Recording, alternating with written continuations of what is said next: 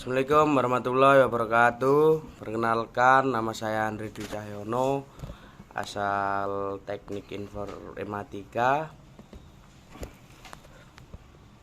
Sebelum saya menyampaikan sedikit materi yang saya rangkum, perkenankan saya untuk mengucap terima kasih kepada dosen pengampu yang terhormat Bapak Muhammad Syarif Kholili, MPDI. Jelaskan apa manfaat yakin dan percaya kepada Allah dalam kehidupan seorang muslim. Hikmah beriman kepada Allah dapat menjadikan diri lebih mengingat orang lain seperti anak yatim, fakir miskin, dan menghargai sesama muslim dan orang lain. Hasilnya sikap kasih sayang, jiwa sosial orang yang beriman kepada Allah sangat tinggi. Yang pertama, hati menjadi tenang. Salah satu hikmah beriman kepada Allah yaitu adanya ketenangan di dalam hati. Hati tidak akan mudah goyah oleh ajakan nafsu jahat atau orang yang menyesatkan. Kedua, mendapat bimbingan dari Allah Subhanahu wa taala. Orang yang beriman kepada Allah Subhanahu wa taala akan mendapat petunjuk dari Allah.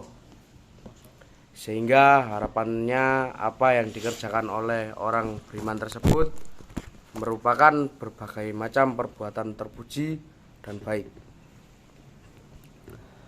Ketiga, mempunyai rasa kasih sayang yang tinggi. Hikmah beriman kepada Allah dapat menjadikan diri lebih mengingat orang lain seperti anak yatim, fakir miskin, dan menghargai sesama muslim dan orang lain. Hasilnya sikap kasih sayang, jiwa sosial orang yang beriman kepada Allah sangat tinggi. Dikarenakan orang yang beriman akan memiliki jiwa rendah hati, sering melakukan amal saleh, menyayangi semua makhluk ciptaan Allah Subhanahu wa taala. Karena tidak ada satupun ciptaannya yang sia-sia. Keempat, diampuni dosanya dan mendapat pahala besar. Orang-orang dijamin akan digugurkan dosanya dan memperoleh pahala yang besar karena ketaatan dan kepatuhan terhadap perintah dan larangan Allah Subhanahu wa taala ketika berada di dunia. Yang kelima, diberi kemudahan hidup. Orang beriman diberi kemudahan dalam mewujudkan tujuan hidup, terutama bagi orang yang berpedoman kepada Al-Quran dan hadis. Dan yang keenam, mencegah perbuatan syirik. Dengan mengetahui kebesaran dan kemuliaan Allah Subhanahu wa taala, akan sulit seseorang yang beriman akan berubah menjadi kafir dan menyekutukan Allah. Ketujuh, rasa bersyukur bertambah. Allah Subhanahu wa taala yang telah menciptakan segalanya memberi nikmat yang sangat besar kepada kita semua. Sudah sangat pantasnya jika kita terus dan semakin bersyukur atas segala karunia yang telah Allah berikan kepada kita. 8. Ketaatan kepada Allah bertambah. Perintah dan larangan Allah Subhanahu wa taala akan mudah dibedakan oleh seorang mukmin. Dan jika manusia patuh, maka hasilnya hati akan selalu ingat kepada Allah Subhanahu wa taala. Yang kesembilan, mendapat kebahagiaan sesungguhnya.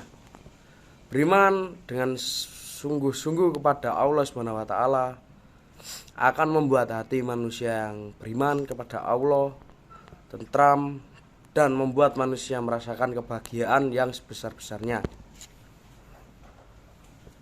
Berada lurus di jalan yang diridhoi oleh Allah Subhanahu wa taala. Yang kedua, soalnya adalah jelaskan apa akibat yang kerap dialami oleh seseorang yang tidak memiliki keyakinan terhadap Tuhan dalam hidup saat dia ditimpa masalah dan kesulitan. Maka manusia itu pun tidak dapat memegang teguh keyakinan atau dengan kata lain tidak konsisten. Dan adapun agama berpengaruh terhadap kesehatan mental seseorang tersebut. Hubungan antara agama sebagai keyakinan dan kesehatan jiwa terletak pada sikap penyerahan diri seseorang terhadap suatu kekuasaan yang maha tinggi. Sikap tersebut akan memberikan sikap optimis pada diri seseorang sehingga muncul perasaan positif seperti rasa bahagia, puas, sukses, merasa dicintai, atau merasa aman. Pertama, terjadinya perubahan arah dan pandangan hidup atau keyakinan seseorang terhadap agama yang diyakininya, sehingga ia merubah pandangan hidupnya dengan cara pindah atau masuk agama yang baru. Yang kedua, terjadinya perubahan atau pandangan atau paham-paham keagamaan dalam agama yang dianutnya.